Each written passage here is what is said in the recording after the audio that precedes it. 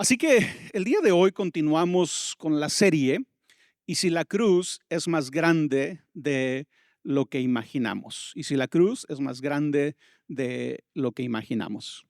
Y si has estado aquí las últimas semanas, ¿verdad? Sabes que comenzamos esta serie declarando o afirmando una verdad central de nuestra fe, del cristianismo, que es: Jesús salva. Sí, es lo que todos nosotros cantamos cada domingo, es lo que confesamos cuando oramos, cuando nos reunimos. Jesús salva. Pero también aprendimos en estas últimas semanas que cuando decimos Jesús salva, estamos diciendo Dios salva. Estamos diciendo el Padre, el Hijo y el Espíritu Santo salvan, ¿sí? Y eso es importante cuando pensamos o cuando vamos a desarrollar una manera de cómo vemos la salvación. Hemos estado diciendo que a través del tiempo, los teólogos cristianos han desarrollado diferentes explicaciones que intentan describir cómo Dios salva, ¿sí? Cómo Dios trata con el pecado y cómo Dios restaura su relación con la humanidad. Entonces, espero que vaya siguiendo, ¿verdad?, el tema y entender esta idea, este concepto, que a través de los siglos, a través de los milenios, ¿verdad?, hace 2000 años que Cristo murió en la cruz, los teólogos cristianos han desarrollado teorías de expiación o explicaciones de cómo es que Dios nos salva, cómo Dios trata con el pecado y cómo Dios restaura nuestra relación con Él. Ahora, hay diferentes explicaciones y parte de esta serie es, de alguna manera, que tú y yo podamos entender que la explicación que nosotros creemos, o mejor dicho, que es importante qué explicación tú crees. De todas estas explicaciones que hay a través de la historia, es importante cuál de ellas tú crees. Y esto es importante porque la explicación que abrazamos influye cómo vemos y entendemos a Dios. ¿Sí? Entonces, Dios salva, eso es verdad, es el centro de nuestra fe. Pero la Biblia utiliza diferentes lenguajes, diferentes imágenes, diferentes metáforas para decirnos cómo Dios salva.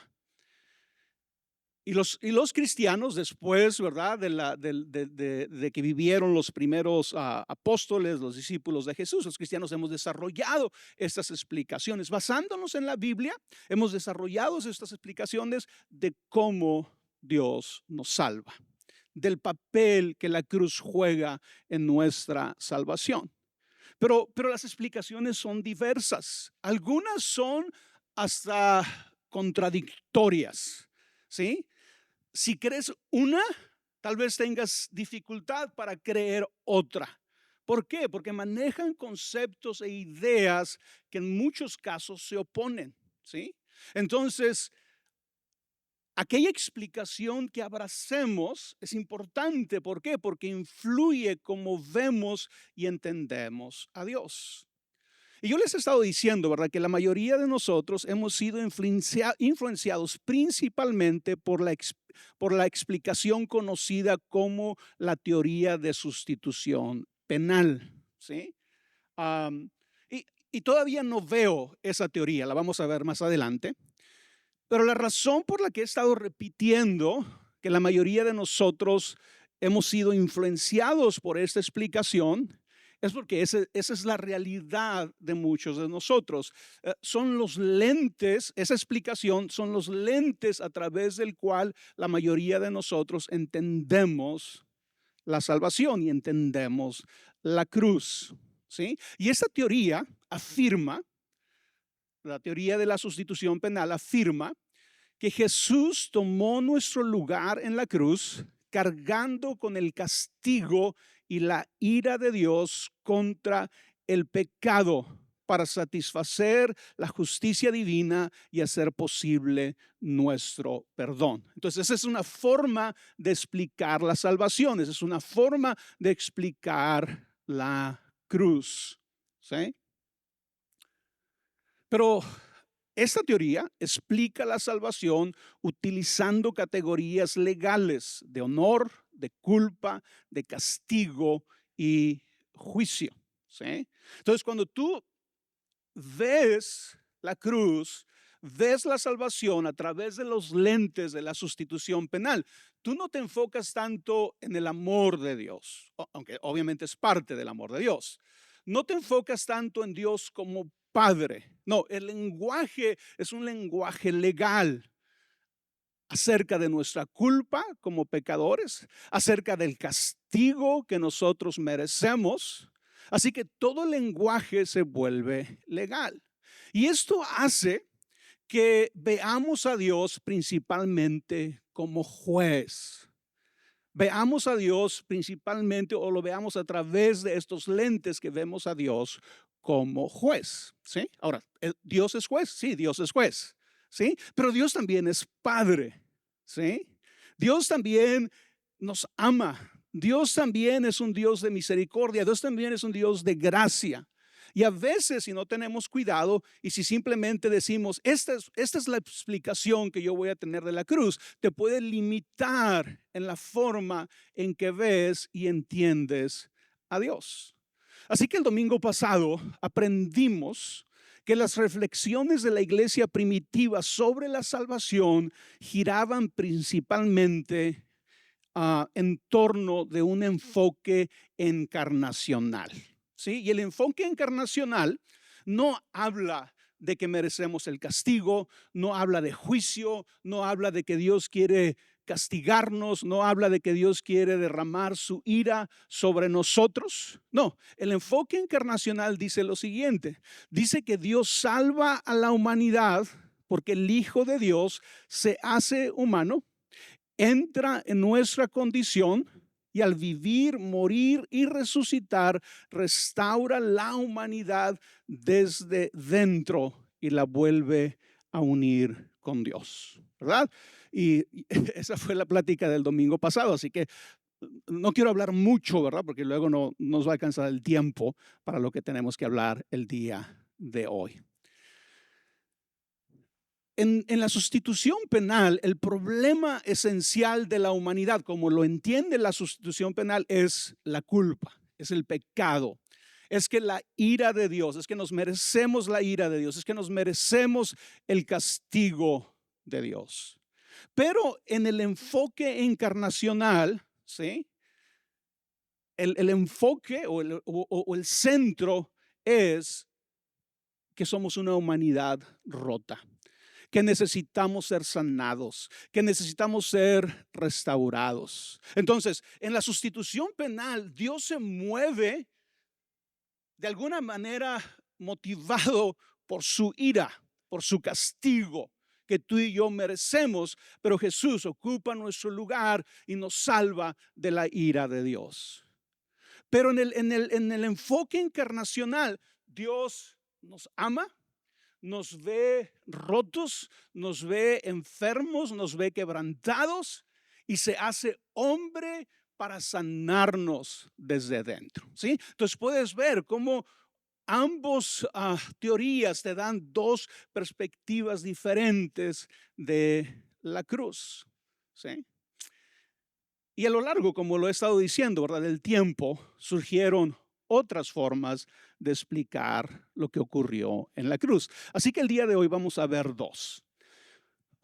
Obviamente lo que yo puedo hacer en una plática de domingo es casi como una introducción solamente a estas teorías para que puedas tener tú un concepto más amplio de la cruz, ¿verdad? Pero va a ser limitado lo que puedo hablarles en 30, 40 minutos.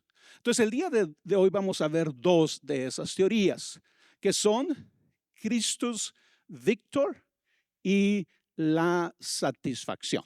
Sí, esas son otras dos formas de ver la salvación de Dios. Y vamos a empezar con Cristo victorioso, ¿sí?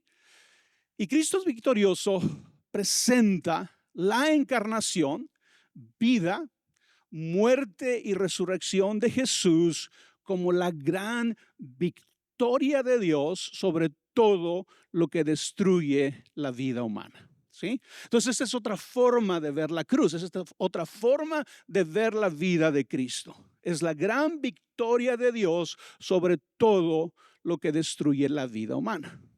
Así que en esta explicación, Jesús no vino solo a perdonar pecados y recibir nuestro castigo, vino a confrontar y vencer los enemigos más profundos de la humanidad: el pecado, la muerte y el diablo.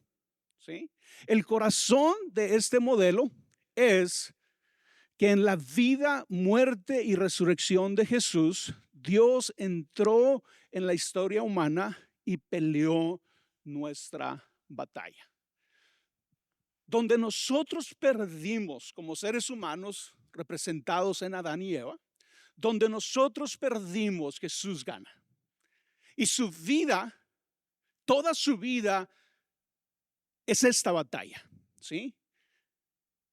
Cristo victorioso habla de que toda la vida de Jesús, desde su nacimiento hasta su resurrección, es una batalla en la cual Cristo es vencedor, Cristo sale victorioso. Tú puedes pensar en cómo Jesús desde bebé Herodes busca matarlo, ¿recuerdan?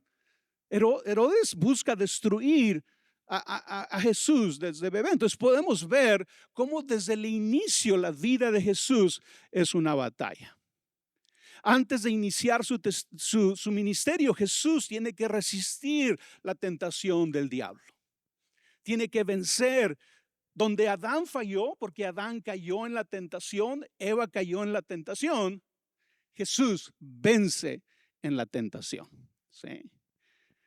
A través de todo su ministerio, Jesús confronta el mal. En la cruz, Jesús carga el peso del pecado, pero resucita venciendo la muerte. Entonces, esta es una forma de ver cómo Dios nos salva, a través de la victoria. ¿Sí?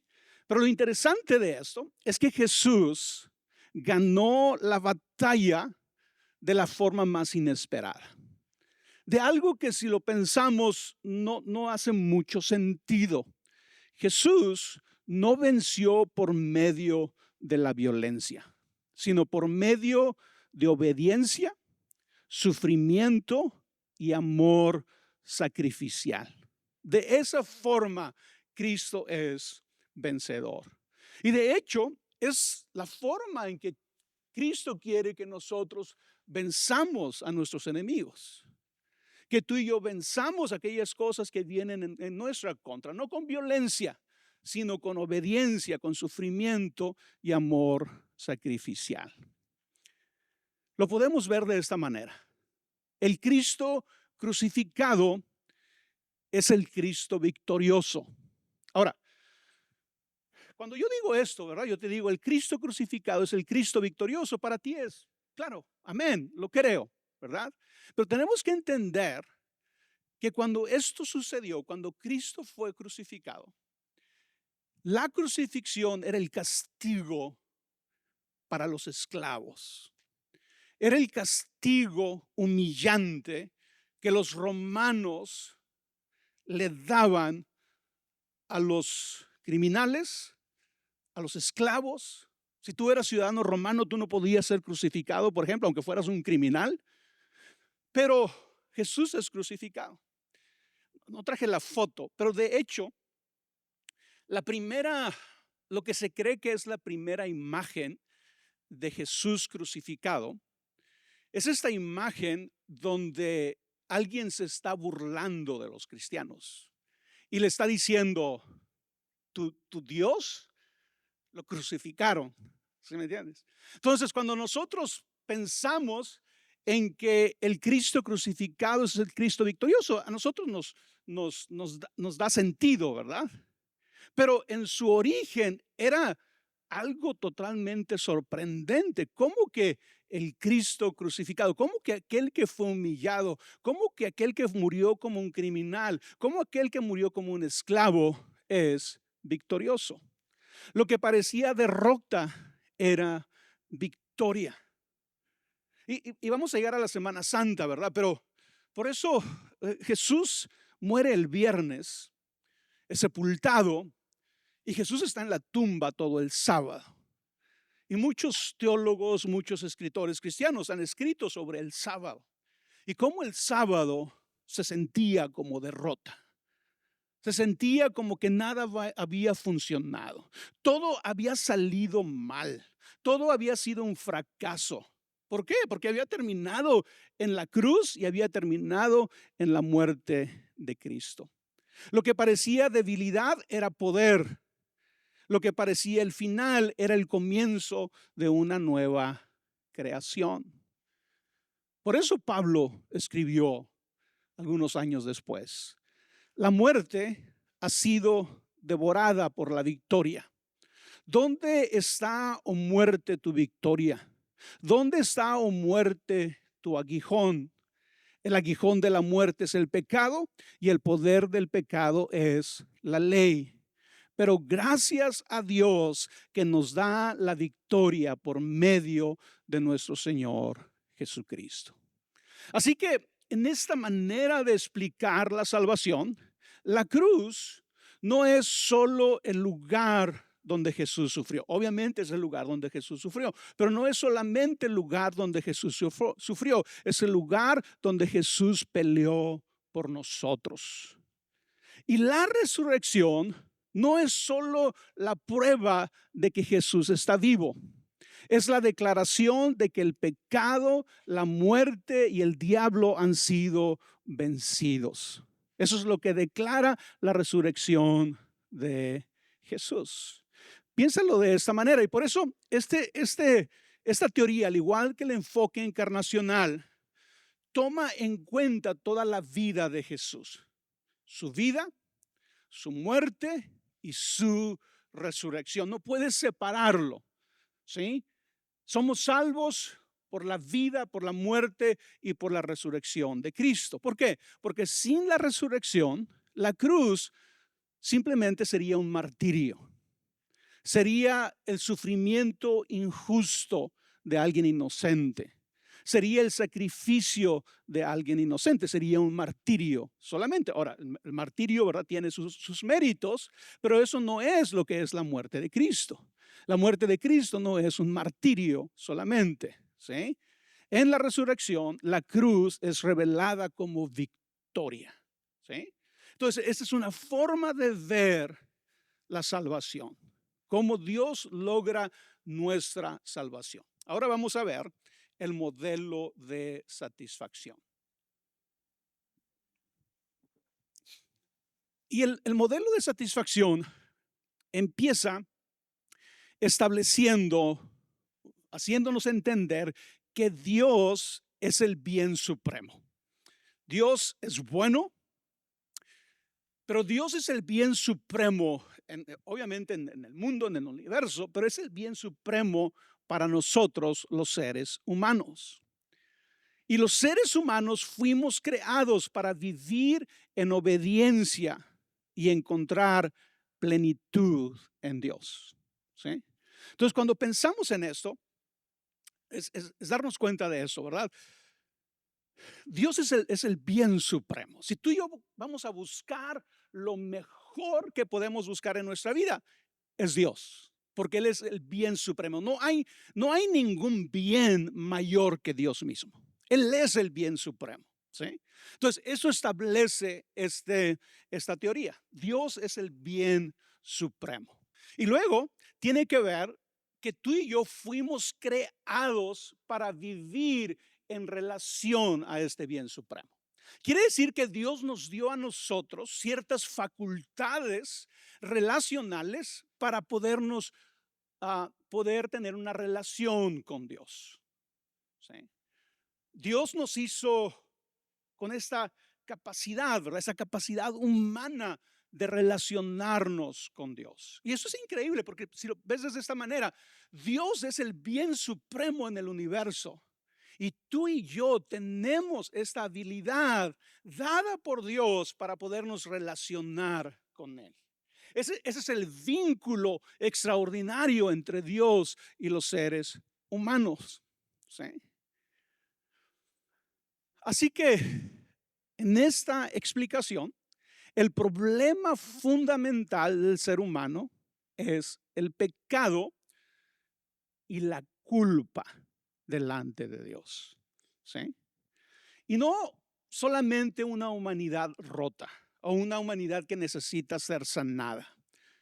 En el modelo de la satisfacción, Dios no solamente nos ve como personas que necesitamos ser sanados, como personas que necesitamos ser restaurados. No, en este modelo Dios nos ve y nos ve culpables. ¿Sí?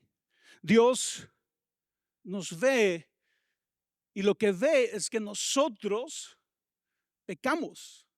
Por lo tanto, somos culpables delante de Dios. En otras palabras, somos responsables de esta separación que se dio entre Él y nosotros. El pecado ha desordenado la creación y la humanidad ha dejado de darle a Dios el honor y la obediencia que le corresponden. Entonces, cuando Dios nos crea, imagínate esta escena, Dios está creando a Adán y Eva, los crea con esta habilidad, ¿verdad? Tienen espíritu, tienen alma, pueden tener esta relación con Dios, tienen el regalo más preciado en la creación por encima de los animales, por encima de todo lo creado. Los seres humanos somos aquellos que de libre voluntad podemos darle a Dios el honor y la obediencia que Él se merece. Pero el pecado entra y nosotros nos rehusamos a darle a Dios el honor y la obediencia que Él se merece. ¿Sí? Entonces, el pecado, entonces no es solo romper reglas, es negarle a Dios lo que le corresponde. Si entendemos quién es Dios, el bien supremo, nos creó con la habilidad de honrarlo, pero decidimos no hacerlo. Pero no hay discusión. Dios se merece la honra, Dios se merece la obediencia porque Él es el bien supremo. Pero los seres humanos decimos, no te voy a dar lo que te corresponde, Dios. No te voy a dar el honor y no te voy a dar la obediencia. Y esto crea un dilema serio en esta teoría. Y es el siguiente. El pecado genera una deuda que la humanidad no puede pagar. Y yo te voy a explicar por qué no lo puede pagar la humanidad. Entonces la pregunta es, ¿quién puede ofrecer a Dios lo que la humanidad debe, pero no puede pagar? Dios se merece nuestra honra, se merece nuestra obediencia, pero decimos no. ¿Verdad? Y nuestros padres, Adán y Eva, dijeron no. Y luego nosotros, sus descendientes, dijimos no te vamos a dar la honra, no te vamos a dar la obediencia que tú te mereces. ¿Sí? ¿Quién puede ofrecer a Dios lo que la humanidad debe, pero ya no puede dar? Porque ya no, el pecado entró, porque el pecado se anidó en nosotros. Por eso la Biblia dice, ¿verdad? No hay justo ni aún uno, por cuanto todos pecaron. En otras palabras, todos nos caímos en esta esclavitud donde ya no podíamos de manera continua y perfecta honrar a Dios y obedecer a Dios. ¿Sí? Eso no quiere decir, ¿verdad?, que no hubo hombres y mujeres que honraron a Dios en momentos de su vida, en etapas de su vida. De hecho, cuando tú y yo leemos el Antiguo Testamento y vemos a Moisés y ves a Abraham y ves a los profetas, son personas que en momentos de su vida, en etapas de su vida, honraron a Dios. ¿Sí? Pero no todos de una manera perfecta. ¿Quién puede ofrecer a Dios lo que la humanidad debe, pero no puede pagar? Y esa es la respuesta que da esta teoría. Y es que, para empezar, un ser humano debería de pagar la deuda. ¿Por qué? Porque la deuda es humana. ¿Sí? Es como cuando tú vas y pides un préstamo, una deuda. Tú eres el responsable de pagar esa deuda. Si los seres humanos fuimos los que adquirimos esa deuda, quiere decir que los seres humanos debemos de pagar esa deuda. Pero, y aquí está lo interesante de esta teoría, pero solo Dios puede ofrecer algo de valor suficiente para satisfacer lo que se debe. ¿Por qué? Porque Dios es infinito. Dios se merece toda la honra, Dios se merece toda la gloria, Dios se merece toda la obediencia. ¿Sí? Y cuando tú y yo rehusamos honrar a Dios, estamos pecando en contra de este Dios infinito. ¿Sí? Por lo tanto, ya no hay recurso humano para poder pagarle a Dios. No nos alcanza, en otras palabras. Porque nuestro pecado es contra el Dios infinito. ¿Sí? Y nosotros somos finitos. ¿Sí? No nos alcanza para pagarle a Dios. Lo cual nos lleva a esta conclusión. Solo Dios puede ofrecer algo de valor suficiente para satisfacer lo que se debe. Y aquí es donde entra Cristo. Es lo que tú y yo creemos. Jesús es Dios y es hombre. Es totalmente Dios y totalmente hombre. Y como Jesús es sin pecado, otra declaración, otra afirmación, otra verdad que encontramos en la Biblia. Como Jesús es sin pecado, Él no está obligado a morir. ¿Sí? ¿Por qué? La paga del pecado es la muerte. Pero Jesús nunca pecó. Jesús venció la tentación. Así que Jesús no está obligado a morir. Entonces, cuando Jesús entrega su vida, no está pagando su propia deuda. Él no tiene ninguna deuda. Jesús hombre, Jesús Dios, Jesús hombre, no tiene ninguna deuda porque Él no ha pecado.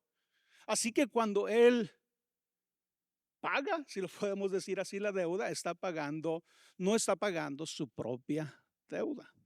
Al manifestarse, dice la Biblia, al manifestarse como hombre, se humilló a sí mismo y se hizo obediente hasta la muerte y muerte de cruz. ¿Sí?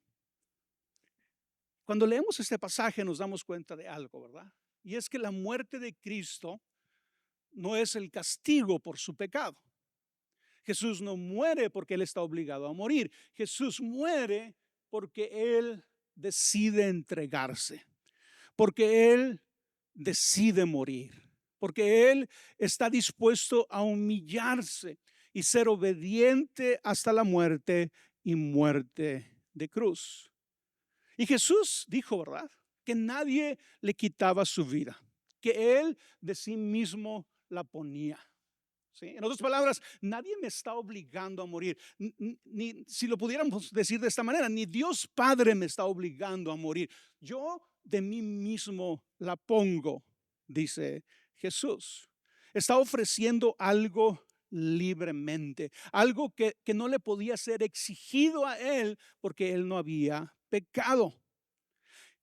Y en este forma de ver la salvación, su muerte no es castigo, ¿verdad? Como lo vamos a ver en la sustitución penal, la muerte es el castigo. En esta forma de ver, la muerte de Cristo no es castigo, es satisfacción.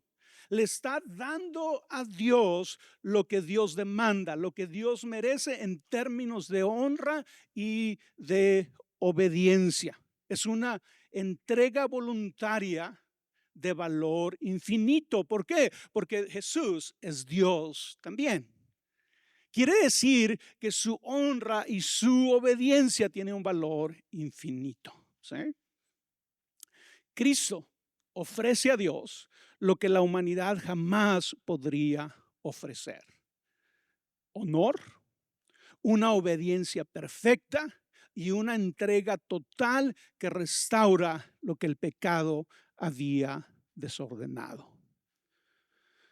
Así que de esta manera, Cristo satisface lo que nosotros no podíamos satisfacer y abre el camino para el perdón y la restauración.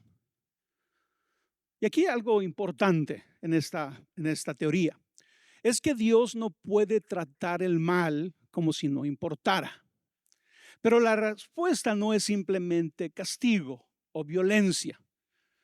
No, la respuesta es que Dios mismo en Cristo provee lo que su justicia requiere, que es satisfacción. ¿Sí?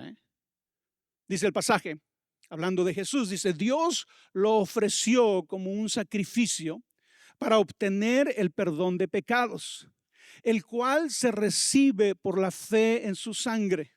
Lo hizo para demostrar en el tiempo presente su justicia. De este modo, Dios es justo y a la vez el que justifica a los que tienen fe en Jesús. Cuando vamos a hacer diferencias, ¿verdad?, entre el enfoque encarnacional, la sustitución penal, el Cristo victorioso y ahora la satisfacción. En la satisfacción debe quedarnos claro que la cruz no es castigo. Dios no está castigando a Jesús en la cruz. En la cruz Jesús está, ¿cómo se dice? ¿Cómo es la palabra? Satisfaciendo a Dios, dándole a Dios la honra y la obediencia perfecta que Él se merece. ¿Sí? Es Cristo ofreciendo a Dios una obediencia perfecta y una entrega total a favor de la humanidad. Y déjame terminar con esto ya como conclusión. Entonces, Christus Victor, lo tenemos que ver, que Jesús vence a nuestros enemigos. Ese es el lente en el que tú vas a ver esa explicación. Cristo vence a nuestros enemigos. Y en la satisfacción, Jesús resuelve nuestra deuda. Jesús paga la deuda que nosotros no podíamos pagar. Y hay un pasaje con el cual quiero terminar que incluye, en las mismas palabras de Pablo, incluye estas dos teorías o estas dos explicaciones. Dice el pasaje: Él anuló esa deuda que nos era adversa, clavándola en la cruz. Desarmó a los poderes y a las autoridades y por medio de Cristo los humilló en público al exhibirlos en su desfile triunfal. Entonces, en este pasaje Pablo hace algo extraordinario hablando de estas dos teorías. Nos dice que en la cruz Jesús paga nuestra deuda, pero también que en la cruz Jesús vence a nuestros enemigos. Entonces, estas son las formas en las que estas dos teorías nos ayudan a tener una visión más amplia de la cruz.